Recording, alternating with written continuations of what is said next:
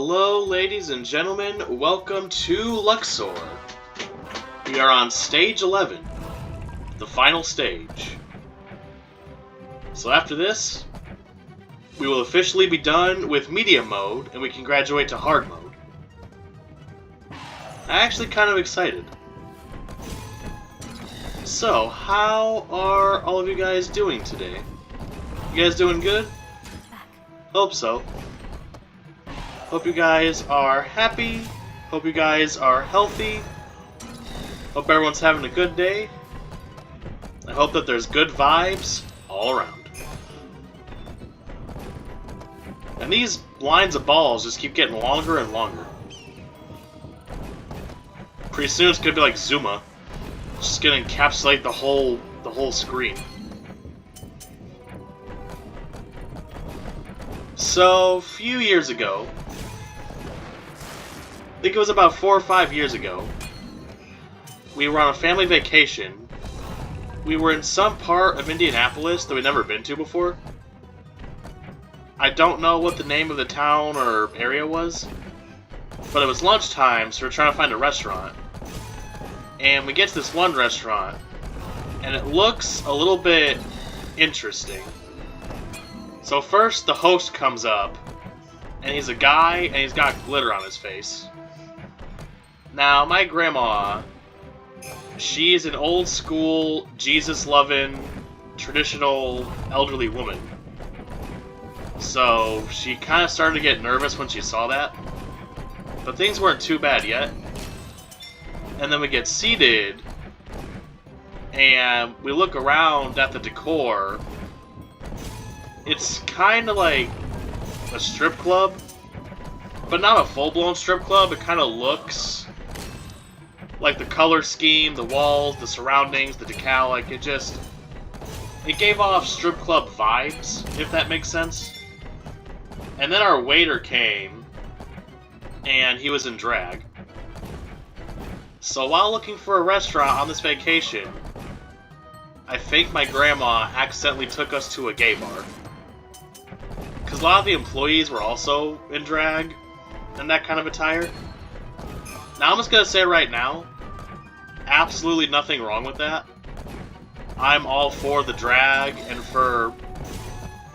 I'm all for the gays. I don't do segregation, I don't do sexism, I don't do any sort of that. But my grandma, she kind of freaked out and she panicked. And she's like, oh, yeah, no, we're going to go somewhere else, bye now. And thankfully the guy wasn't mad, he kind of understood. I think he put 2 and 2 together. And I'm trying to tell her, like, oh, it's okay, we can still eat here. She's like, nope, we're going. See, we ended up going somewhere else.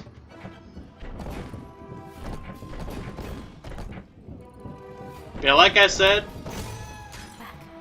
you be you. I'm not gonna judge. Because that's not what we're about here. Here on the Matthew Parrish channel, we welcome all sorts of viewers. But yeah, when my grandma was growing up, was, you better praise the Lord, and if you ain't straight, you go into hell. Like, that's what she grew up on, so I understand, but it was still kind of eh. Yeah, it was kind of funny, we just stumbled upon the gay bar. Sounds like something that would happen in one of those vacation movies with Clark Griswold. The Chevy Chase movies where things keep going wrong. By the way, Christmas Vacation, the best one. It's my favorite holiday film, right up there with Home Alone. So, if you haven't seen it in a while, well, wait till Christmas, and then go check it out.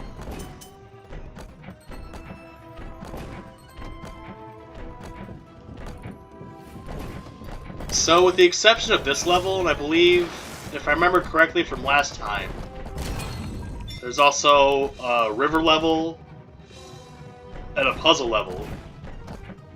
But 99% of this stage is all of, like, the hard stages, the ones that come up at the end. Just an onslaught of some of the most difficult maps. Now, like I said when I first started this Luxor series, for some reason I can't play Luxor 1 or 2. Excuse me. Yeah, something's wrong. Either my computer's too new or the game's too old. So, when I get the chance, I'm going to try to fiddle around with it and see if maybe I can get it to work. But in the first Luxor, there was a level that went by the name of Khufu's Revenge. Khufu, of course, being a Egypt warrior. And it wasn't even a bonus stage, it was just a regular old stage that you first encountered in Stage 2. Where the layout of the map, they would come out at the top, they would pull a U-turn, and there was sort of like a rectangle. They would come down and to the left, go in a little tunnel, and then pop out, loop back around again, and then the pyramid was there. But the problem was, once the second and subsequent lines started coming in, if you didn't take out the first line fast enough, the second line would block you from hitting the first line. So it would let the bugs get way close to the pyramid. So you pretty much had to be super fast and take everything out before a second wave spawned in. But towards the end of the game, that was nigh impossible. So you would play that level almost every single time with it inches away from your pyramid. That level gave me so much trouble when I was younger. Even now, the last time I played Luxor 1 was a little over a decade ago, right before my grandma passed. She's the one that showed me most of these old games. That's where they come from. But even then, it was still difficult. So, in Zuma and Zuma's Revenge, the power-ups are random. Here, for every third match you make in a row, uninterrupted, you get a power-up. Now usually in Luxor, it's random. Now this might be the only game that does it, as far as I know, but in Luxor 3, each color has one or two designated power-ups you can get from it. Like from blue balls, you can get lightning or slow. Red balls, you can get accuracy or fire. Green balls, either reverse or net, and so on and so forth. So if you play your cards right, you can actually manipulate almost which power-up you get. Now the teal balls, the baby blue ones, they only have one power-up, and it's a color sort. Now it doesn't change the entire map, but a good amount of balls become, well, sorted. So you can just boom, boom, boom, boom, clear them out. There's no singles, or very few singles. Now in the early stages, teal and orange are pretty rare, which makes them difficult to deal with because there's not many matches. But in these later levels, they're starting to become more abundant. And if you play your cards right, and sometimes it's not even that hard, you just make your third match a teal, and boom, you got sorted colors. Now, speaking of colors, I visited my grandparents for Easter, and we played Uno Mercy for the first time. So I'm sure everybody knows Uno, you know, card game, you say Uno, it ruins relationships. Well, they made a crazy version. There's draw 10s, you get to skip everybody and get a second turn. There's one card where you can get rid of an entire color in your hand. Poof, gone. Like a color bomb in Luxor, literally. And every time you play a 7, you get to switch hands with somebody. If you play a 0, everybody's got to move their hand to the left. But the cool thing is, you can actually defend yourself against draw 2s and draw 4s. So let's say someone plays a draw 2 on you. You can actually play a draw 2 on top of that draw 2, turn it into a draw 4, and pass it on to the next person. Now there's also, like I said, there's draw 10s. So you can't go down. So like if someone has a draw 4, you can't put a draw 2 on top of it. You can only match or go up. Well, I got hit with a draw 2. I defended myself with another draw 2. Grandma defended herself with like a draw 4. And a couple people had draw 10s. And my poor brother had to draw 30 cards. I think it was like 32. 32. Imagine drawing 32 cards in Uno. And by the way, there was no winner. The game took so long, and we had to leave to go see the extended family. Like, hey, we gotta wrap this up. So nobody won. Now, if we're talking about just regular Uno, I'll have to look it up. But what's the official rule if you can't play? So when it's your turn and you can't play any cards, do you draw one card and that ends your turn, or do you keep drawing until you get something you can play? Now for us, it's kind of a house rule. It depends on, you know, whose house we're at or how much time we have. But most of the time, we opt for you keep drawing until you get something you can play. Because it makes the game more interesting, it keeps it from ending too quickly, and it's just kind of funny seeing someone just draw, card, where's the damn blue?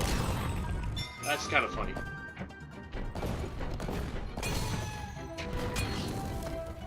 So we're going over there again, Memorial Day weekend.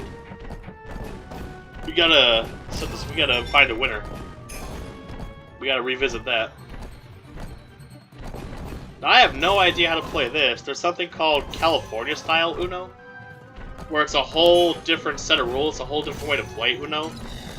There's Uno All Wilds, where it's basically like having one color, but you still have power-ups and numbers.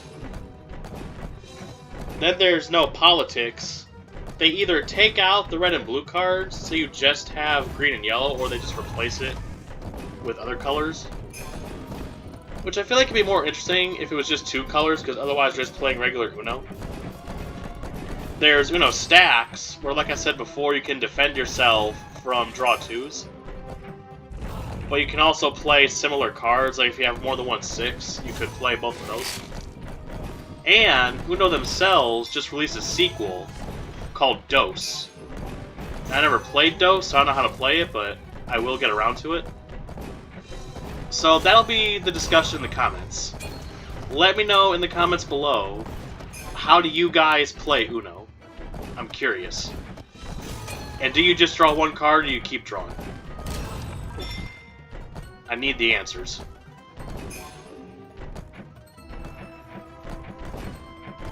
Alright, the ugly bug is here, so it means there's gonna be no more balls.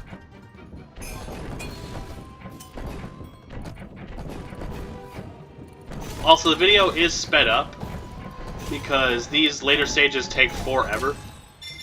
So yes, this is already played, so to speak. But I can at least try. Like, I still like to make some commentary and make it somewhat entertaining. Because I will admit, once you start hitting like 40-50 minutes, even I start getting bored when I watch my old videos back. So unless it's a special video, most of the time I try to keep it about half an hour. It seems pretty reasonable. Okay, this one looks pretty cool. I like the background of this level. The ominous blue stuff.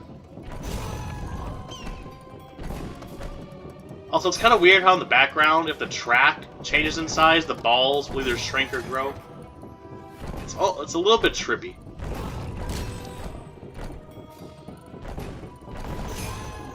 This place is crawling. Their mascot's a silver beetle. We're encroaching on their lair, I feel like. That's where the bugs are coming from. I will say, in real life, I cannot do bugs. I am very afraid. Now, I can deal with, like, flies and ants. Them I just find more annoying. Especially mosquitoes. At 3 in the morning, you just hear... Like, shut up. And even some spiders, like, I've gotten used to Daddy Longlegs and the small black ones. But you put, like, a bigger spider in front of me, I'm done. White flag. So there was one day, I want to say it was maybe 3 or 4 months ago. I was chilling, and my dad calls me into the living room. So I walk in, and my dad's like, I need the fly swatter, and I need it now. And he gives me a warning. He says, you're probably going to freak out. Oh, hold the phone. We are getting really close to these pyramids. Are we going to die? Yep, we died. Well, thank Egypt for infinite lives. Alright, we died. Dang. Anyway, my dad gives me a warning. He's like, yeah, you're probably going to freak out. So I keep the fly swatter in my room. You always gotta keep yourself defended. Because this place was built in the 80s, maybe earlier. You know, those bugs like to find a way in. Doesn't matter how strong your walls are, they will come. So I get my trusty fly swatter and I give it to my dad. And he's pointing, he's like, it's by the front door.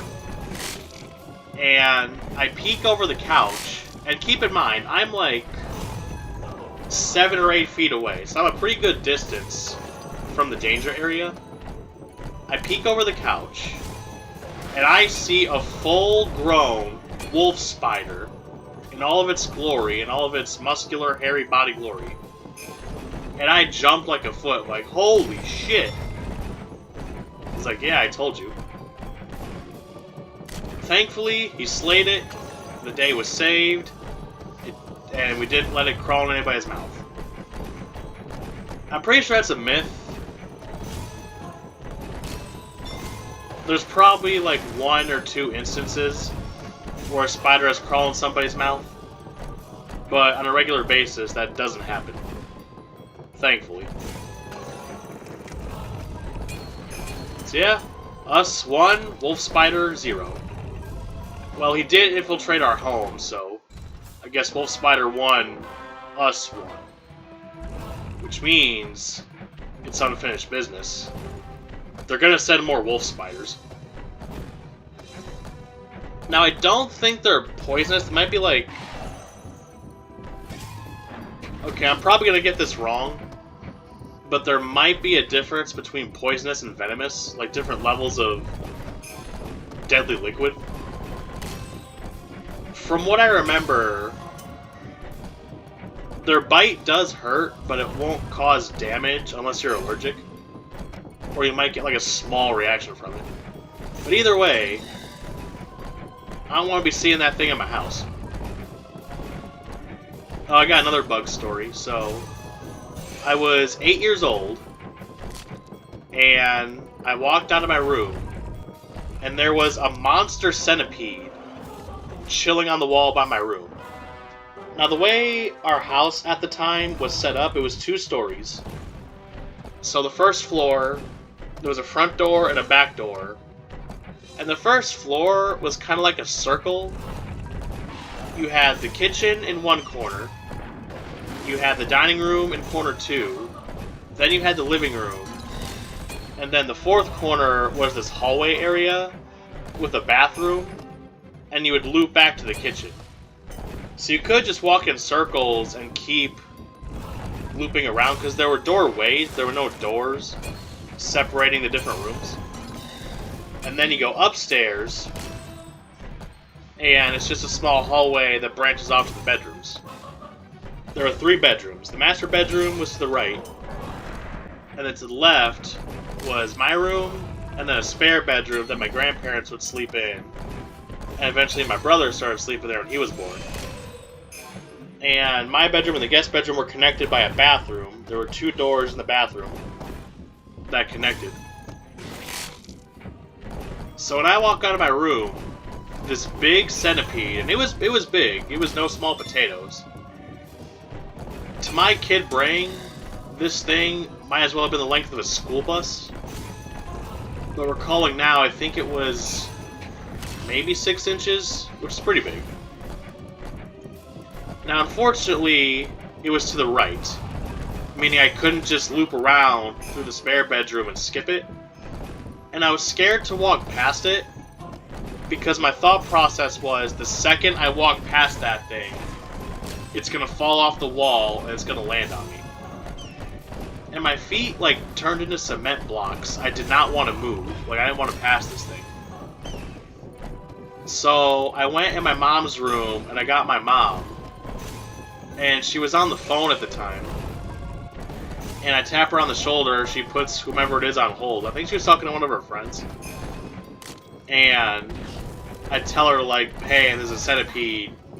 Can you help me get past it? And she got real pissed off. Like I ruined her whole day. So she walks me past it, and then she rats me out over the phone. She's like, yeah, I gotta walk my son past this frickin' bug. Like, yeah, thanks for that, Mom. Now, I don't remember if we ended up going after it, or if I just got escorted past it. Thankfully, that sucker stayed on the wall. It did not ambush me. But I'm pretty sure, like, I was a little shaken up, but after I ate my breakfast and watched my cartoons, I had pretty much forgotten about it. And then I don't remember seeing it a second time. I remember it was gone when I got back. Now that was years ago, so he's probably dead. But he could still be at large, like as an elderly centipede. Or he could have mated, and now his grandson's gonna track me down. Like a bloodline. So you just don't know. There is a chance that the monster centipede is still out there somewhere. So whoever lives there now, you better have enough bug spray to turn that place into a biohazard. He's in the walls.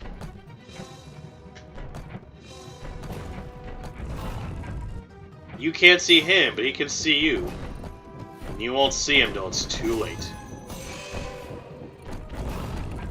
Speaking of bugs, here we are once again at the final level, the Rancor of Set. The Evil Layer. Now this is how most Luxor games end. The final level is just a complete jumbled mess. Like this. I remember in Luxor 2, it was like a giant rug, and there were tunnels everywhere, so go in one area, come out the other. You know where the heck it was gonna go?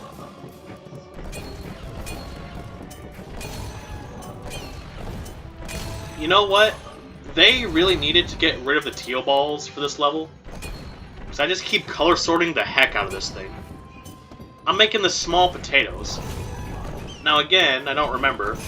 I'm pretty sure the first time I played this level on easy mode, there might not have been teal balls, or very few. But they need to rework this, because I am flying through this. We're already halfway through the level. If you look at the bottom leftish, that bug with the number next to it, that's how many waves are left. So we're gonna get 5 more. I believe we started with 13 or 14, and it's been like 3 minutes.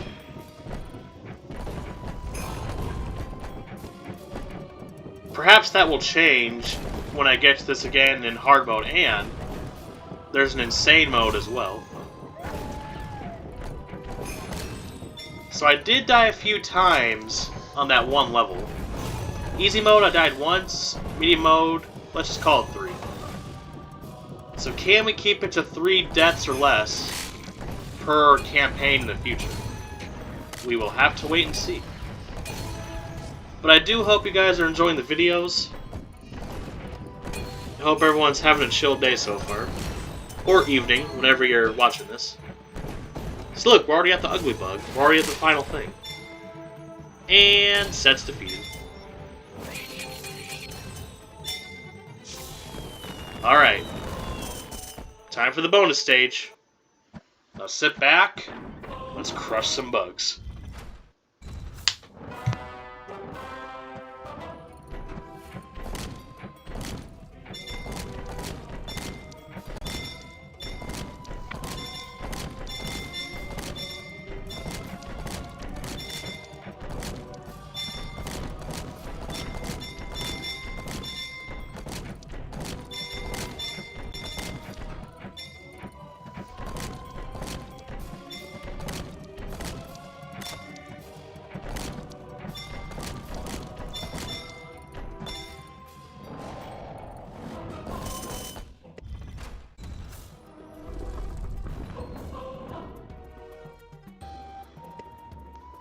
And we have completed the pyramid once again.